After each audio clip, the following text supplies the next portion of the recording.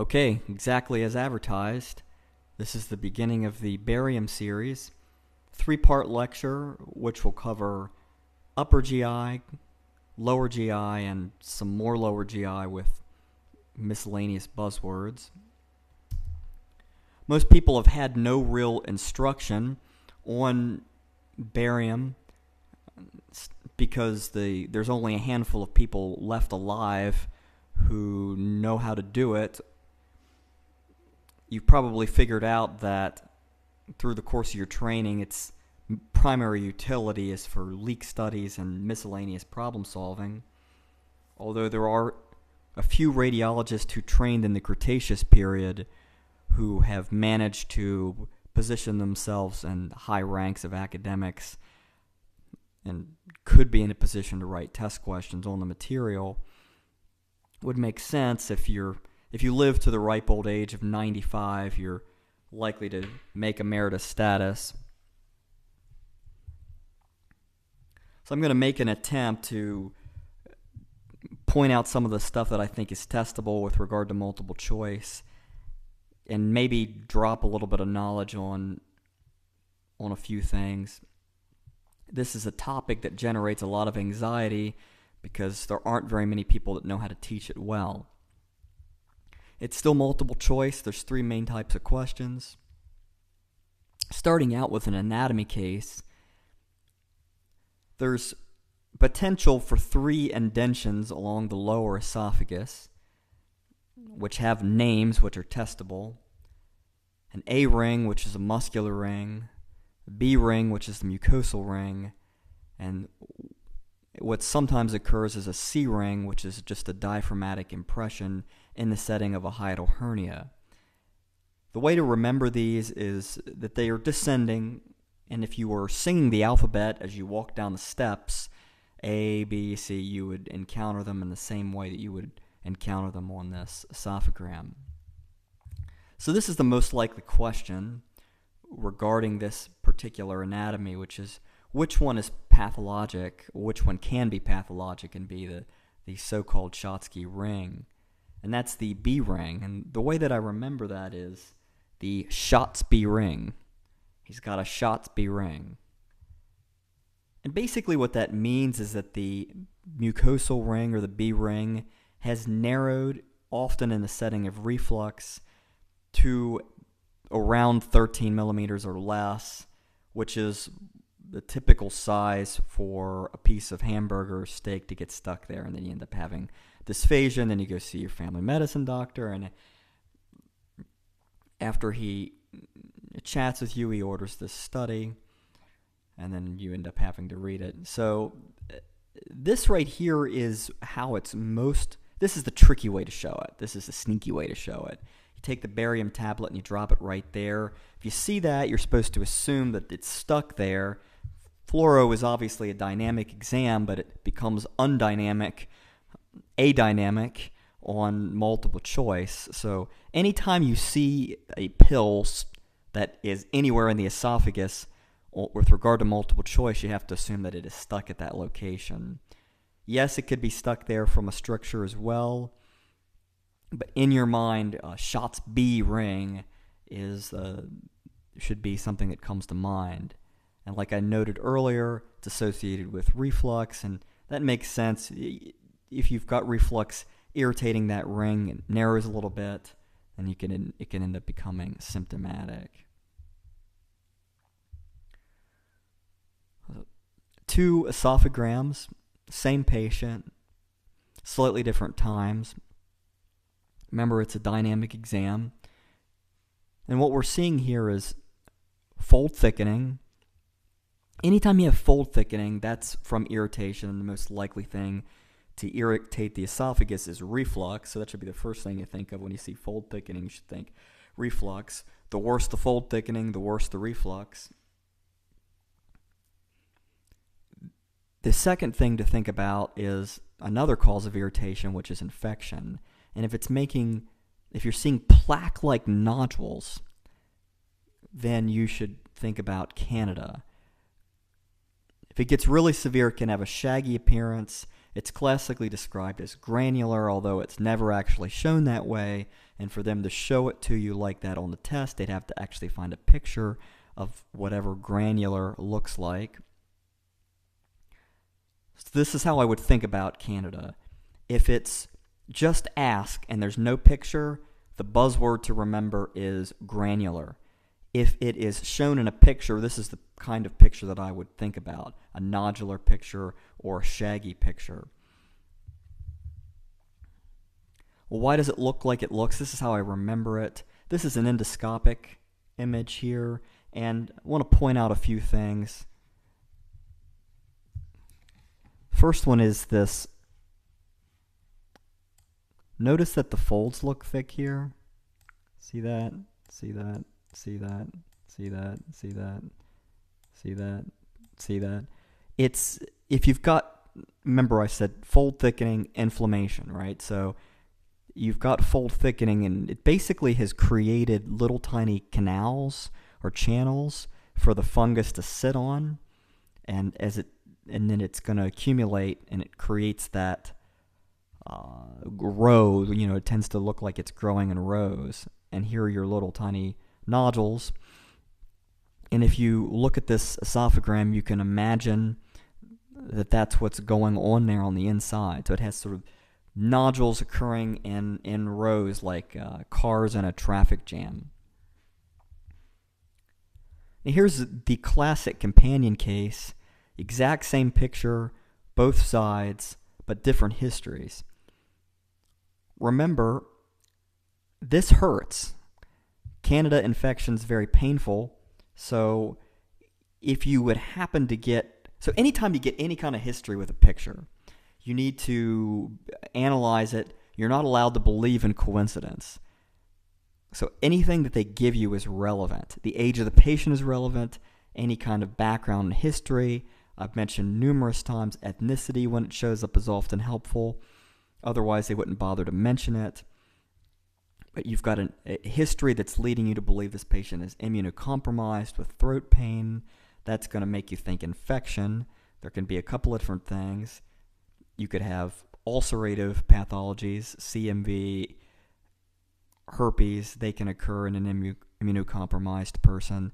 And then you've got Candida, which is also going to occur in an immunocompromised person. So if you've got a history that's leading you to think that, like leukemia or HIV or chemotherapy, or he's got something that requires chronic steroids, versus this other one where they're pointing out the fact that you've got a very abnormal looking esophagram, but there are no symptoms, and it's an older person, all right? So this is two really good hints that it's glycogen acanthosis, which is a benign entity that looks a lot like Candida, but it's an asymptomatic elderly person. This is the trick. Another this versus that comparative case is something I mentioned before. Infectious processes that occur often in the setting of an immunocompromised person. Two main categories. You've got your big flat ones, and then you've got your multiple small ones. The multiple small ones are said to have an halo of edema with this central pit that collects the contrast. The way I remember this is herpes has a halo. Herpes has a halo. CMV and HIV tend to occur in the same person. You can't tell them apart. Here is a tip for gamesmanship. If you would happen to forget everything that I told you about distinguishing these two, if you just remember that CMV and HIV are similar, and here are your choices, A, B, or C, and D is going to be it's going to be Thomas Jefferson's pencil, something random that's just a random distractor. You know that this is not the right answer because these two can't be distinguished. So it would have to be C. In other words, they are likely to be used together as distractors in a setting of herpes, but if you can't tell them apart, they both can't be the right answer. So if they want HIV, they can't give you CMV. If they want CMV, they can't give you HIV. If they give them both, then it has to be the other one. Next case, this is an Aunt Minnie. Got this ringed appearance to the esophagus. Classic history is going to be somebody who has allergies, peripheral eosinophilia. They might tell you that that he's tried PPIs or he's tried H2 blockers, he's tried conventional therapy for reflux, and he has persistent pain. Steroids would actually make it better if they wanted treatment from you. Remember, for years and years and years, people who have written boards questions want to pretend that radiologists are actually family medicine doctors. That's why they like to ask questions about treatment, even though it's irrelevant, as if we would be dictating treatment to the GI doctors. It's silly, but that's just how it's been for a long time. If they would happen to ask you what the recommended treatment would be, it would be steroids, which makes sense if you sort of think about this being an eosinophilic process. The buzzword to remember is ringed esophagus. So what about this guy? That has sort of a ringed appearance to it, sort of, or striated at least. This guy has reflux symptoms also, but you notice that during swallowing that it completely goes away, and that's the trick. So this is a feline esophagus. It has a characteristic look. Supposedly a cat's esophagus looks something like that, if you would happen to be a vet. But if you didn't want to spend your life neutering and spaying stray animals, and instead wanted to spend it sitting in the dark avoiding patients, you would remember this appearance and not have any idea what a cat's esophagus looks like. The thing you do need to remember, though, is this. It's not seen during swallowing. It only involves the lower 2/3 of the esophagus, and it is associated with reflux. Those are the things that I would remember. Associated with reflux, like everything, right? So if you're ever asked, what's this associated with, and it's the esophagus, and it's a barium case, and you're not sure, pick reflux. Pretty much everything's associated with reflux. It's like congenital bowel stuff or anything really in peds. What's this associated with? Down syndrome. Everything's associated with Down syndrome, and the esophagus, everything's associated with reflux. So here's a side-by-side comparison of this ringed esophagus of eosinophilic esophagitis and the feline esophagus. Remember, the feline esophagus is not seen with swallowing and only seen in the lower 2/3 of the esophagus. You can remember that it's involving the lower 2/3 of the esophagus because it's associated with reflux, and that's the part of the esophagus that's most likely to be seen. And if you swallow, you can think about that as clearing that acid that you might have refluxed, and that's why it goes away. So if you just remember reflux with the feline esophagus, everything will sort of come together. Okay, so 3 different diverticulums, different locations, different morphologies. So the Zenker's in the back. Z is in the back of the alphabet. This is technically in the hypopharynx. It's a little bit higher up, and the way to remember that is that the cricopharyngeus is sort of a separator above the cervical esophagus. Some people refer to it as the upper esophageal sphincter. And if you remember that the Zenker sort of comes in right above that, you remember that it's technically not part of the cervical esophagus. Zenker's in the back. Killian dehiscence is a buzzword for the site of weakness that it goes to. This is frequently a pimped upon topic. Killian dehiscence, whatever the hell that is. But but that is the area of weakness where the Zinker diverticulum occurs. The Killian-Jamieson diverticulum does not occur at Killian's dehiscence. This one is anterior and lateral. Instead occurs below the attachment of the cricopharyngeus muscle. Remember, the Zinker was above that. So even though Z is at the back of the alphabet, it is higher up. It is in the back of, it's in the posterior, but it's at the top. So you have to remember that that part is backwards. Maybe you can remember that you see Zinkers a lot more, and you would come to it first. If you were the person getting swallowed in the magic school bus, you would come to the Zinkers first. You see them often, so that would be the first thing you saw. But the Z is in the back of the alphabet. Killian-Jamieson, a little bit lateral, 2 words, anterior lateral, 2 words, Killian-Jamieson, and it is below the attachment of the cricopharyngeus. The last one is this traction diverticulum, and that one has got a triangular shape instead of a rounded shape. It tends to be more mid-esophagus, and they occur secondary to scarring, historically from TB, but more commonly now from histo or other granulomatous process. Causes some scarring and traction, pulling. So what about these two guys? Look really similar to the untrained eye, to the uninitiated. The way that I keep these straight is that epiphrenic diverticulum are pretty much always on the right, and paraesophageal hernias are pretty much always on the left. Now, if you can actually see that the paraesophageal hernia is part of the stomach, and the epiphrenic diverticulum is basically a Zinker's, it's a pulsion-type rounded diverticulum that occurs right above the diaphragm, hence the epiphrenic name. You can just remember that it's on the right and the paraesophageal hernia is on the left.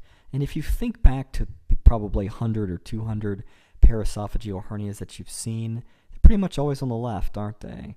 So if you can remember that, then the other one is the other one. So you heard me mention once before the word pulsion. So what the hell does that mean? Diverticula generally classified in 2 subtypes, pulsion and traction. And there's multiple choice trivia that can be associated with these. So pulsion diverticulum occur from increased intraluminal pressure. They are false diverticulum. They're not real. They don't contain a muscular layer. Remember, just like an aneurysm versus a pseudoaneurysm, the true aneurysm contains all part of the wall. The pulsion subtypes are considered false diverticula. They don't contain the muscular portion. Because of that, they can't empty. So that's a big distinguishing factor. These can't empty. Traction, on the other hand, occurs because they're being drawn from the outside. Like I mentioned before, scarring from histo or other granulomatous process, radiation could do it, TB has been known to do it. And these can empty because they're a true diverticulum and they do contain muscle. So everything is intact with these. So traction, they're triangle-shaped. Traction is triangle-shaped, TT, and they are the true diverticulum, TTT. And you can remember that the true ones have the muscle and therefore they can empty. And then the other one is the other one. So traction, triangle, true diverticulum. So what's the distinction between a paraesophageal and sliding or axial subtype hiatal hernia? How do you define these things? It's the location of the GE junction. So in a sliding hernia or axial hernia, the GE junction is the thing that moves above the diaphragm. Whereas in the paraesophageal hernia, the GE junction by definition stays below the diaphragm, and you instead have another part of the stomach that herniates through that. Paraesophageals are less common, probably 1 to 10. 10 hiatal hernias, regular sliding hiatal hernias for every 1 paraesophageal. And the paraesophageals tend to they're more dangerous. They can get caught and get strangulated. So here's another ant mini. These little tiny hair-like projections off of the esophagus. Pseudodiverticulosis, they call it. And what these actually are dilated submucosal glands. It's not actual like diverticula. They're submucosal portions of the actual esophagus. Like everything, it is due to reflux. Remember, if you don't know, just say reflux. And there's controversy with regard to whether or not Candida is a causative agent or just associated. I don't think they'll ask it because it's controversial. If you get forced to pin down to answer that, I would say that it's not causative, but it is often found. So here's just some gamesmanship pearls with regard to hiatal hernias. If you see them, you should think about three things. Schottky's, Barrett's, and cancer. And the reason that those three things are associated is because hiatal hernias tend to be associated with reflux. So reflux-related pathologies and hiatal hernias go together. Remember that Barrett's is a metaplasia where you're having a change in the normal subtype of epithelium that occurs as a reflex, it occurs as a result of getting reflux on it. The body's trying to compensate first by changing the cellular subtype, and then eventually will end up turning into cancer. So it is a precursor, and it is a precursor for adenocarcinoma, not squamous. And Barrett's occurs low down because it's associated with reflux. So here's a Schottky. Barrett's is also typically shown with a mid-esophageal stricture. So hiatal hernia plus mid-esophageal stricture equals Barrett's. Those are the two things to remember about that for sure. Adenocarcinoma, malignant precursor, in the setting of reflux, like everything, tends to have a mid-esophageal stricture and a hiatal hernia. The hiatal hernia is to tell you that this person has chronic reflux. This is what a cancer looks like. If you were only hanging out in 1950, this is how you would diagnose cancer. It's got that apple core appearance to it, overhanging edges, irregular, anything like this. Next step type of question would be endoscopy. A little bit more about Barrett's here.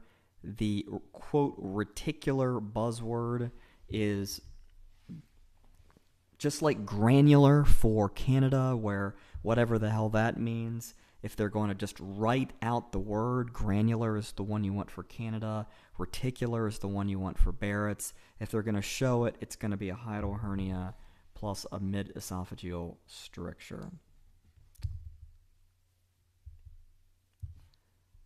So 2 apple core type lesions with nasty overhanging edges, really gnarly looking. Both of them are cancer. One is mid-esophageal and the other one is found more at the gastroesophageal junction. So there are differences. If you can remember that the gastroesophageal junction one is the one that's going to be a reflux stricture. It's the one because that's where the reflux is going to hit first. It's the one that's going to have Barrett's as a precursor. And it's going to be a white guy who's stressed out, who probably has a history of chronic reflux. The other one is a mid-esophageal stricture, and if you can remember all those things about adeno, which is the lower down, all of the opposite things are basically true. This is the one that's associated with smoking and drinking. This is the one that's seen in black people more than white people. Doesn't necessarily have to have an association with reflux. So squamous, mid, black person, drinker, smoker, adeno, lower down, may have had a history of Barrett's, definitely has a history of reflux, stressed out white guy. Here's another Aunt Minnie. Here is your endoscopic correlation. So this is a web, which is basically a thin mucosal membrane. And the thing to remember about this is not necessarily what it looks like, although they could show you it because it's very easy, Aunt Minnie, is the association with malignancy and the syndrome of Plummer-Vincent syndrome, iron deficiency anemia, clubbed fingers, cancer. Web cancer.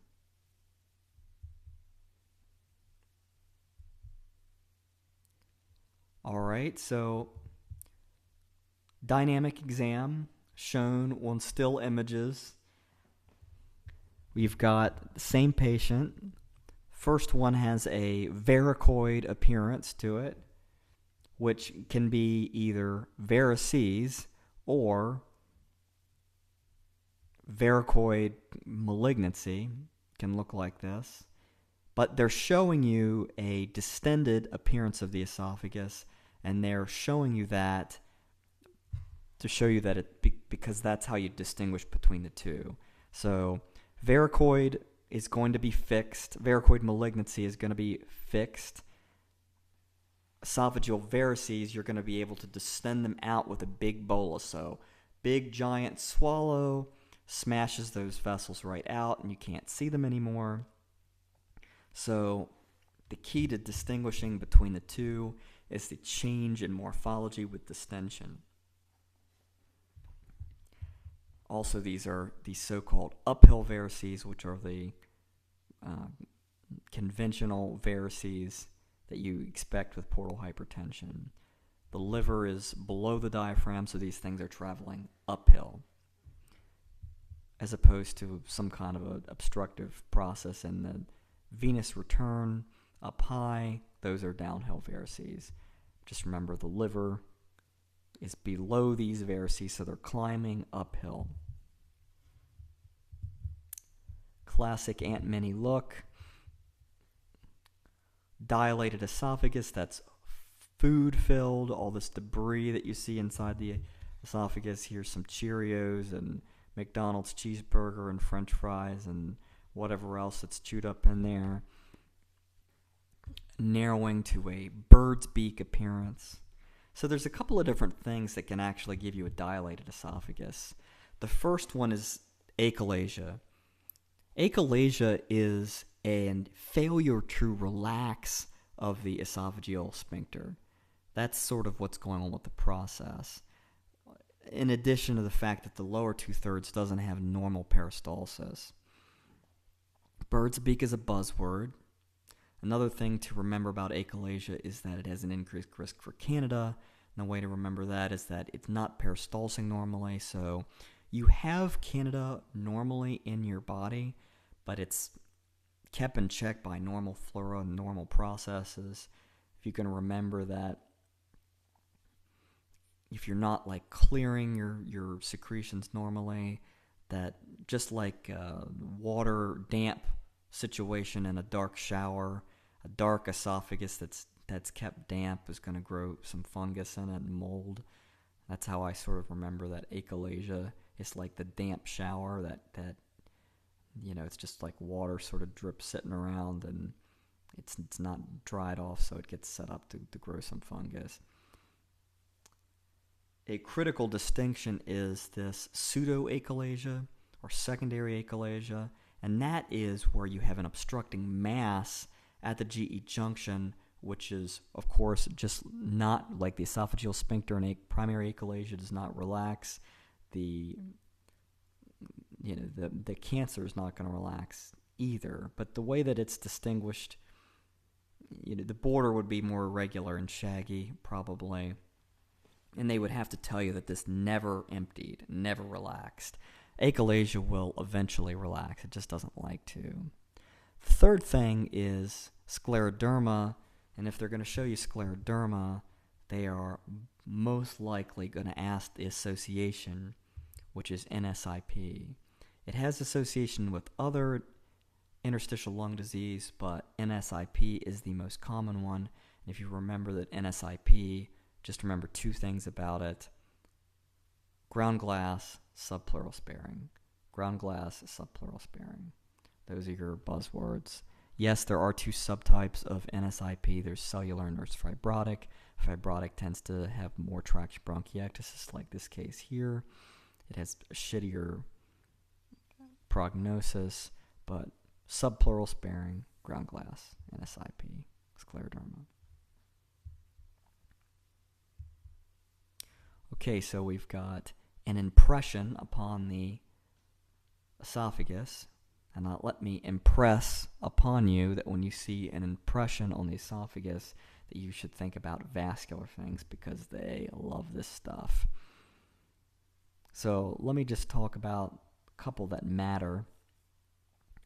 This here, which is an aberrant right subclavian in the setting of a left aortic arch, although you could have the same impression from an aberrant left subclavian in the setting of a right-sided arch. It would just be crossing in the opposite direction, but it would still put a posterior impression on the esophagus. So there's your esophagus. Dysphagia lissorum is this dysphagia that is associated with an aberrant right subclavian. Now, the K stands for Kummeral, and that is the name of this outpouching or diverticulum that occurs in the setting of this aberrant right subclavian. The T is obviously the trachea. So here you go. These are your vascular impressions, but I just want to point out that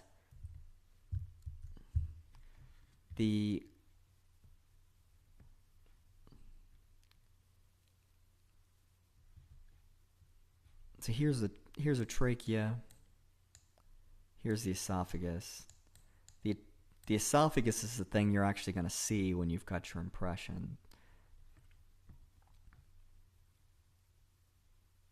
So there are two that look similar with regard to making a posterior impression. The double aortic arch and the aberrant right or the aberrant left. The pulmonary sling is the only one that will go in between the trachea and the esophagus. The innominate can cause an impression on the trachea, but you're not going to see that on the esophagram. So here's some tips on remembering this. Aberrant, AB, aberrant is behind. So if you can remember AB for aberrant right or aberrant left, and this is way more common than a double aortic arch. Double aortic arches are they're symptomatic, and they're symptomatic in babies. So if you've got a double aortic arch, you're going to know about it early on. The dysphagia lissorum is going to be somebody who's a little bit older. Sometimes people will say that once they start having some atherosclerotic calcification in that vessel, that it tends to make more of an impression on the esophagus, and then they start to notice the swallowing dysfunction. So that's something that's going to come in later. So double aortic arch, think about this as a severe congenital anomaly, and that's way more likely to present early on with a impression behind the esophagus. And it presents early on with tracheal problems because you also have the impression in the front of the trachea because it's a double impression, double aortic arch, double impression. The aberrant right or the aberrant left with associated right arch, aberrant left subclavian, left arch, aberrant right subclavian. That one is AB, aberrant, AB for behind. And then the pulmonary sling, the sling is superficial, so superficial being anterior. So if you can remember, the sling is superficial, or the sling is also the only one that goes in between. That's how I keep those straight. So here's your pulmonary sling right there, and you can see that it's in between the trachea and the esophagus, and it's the only one that does that. Sling is superficial.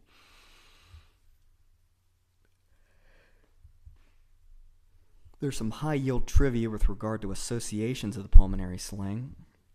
The one that matters the most is tracheal stenosis. This is the one that is the most popular to ask about, but there's a whole bunch of other stuff that's associated with it too. With regard to the double aortic arch, remember I said these things are often symptomatic, and because they're double, there's an impression above, an impression below. They're symptomatic early on, often within the first month, almost always before the first 6 months, and they can have stridor because they're having an impression on their airway.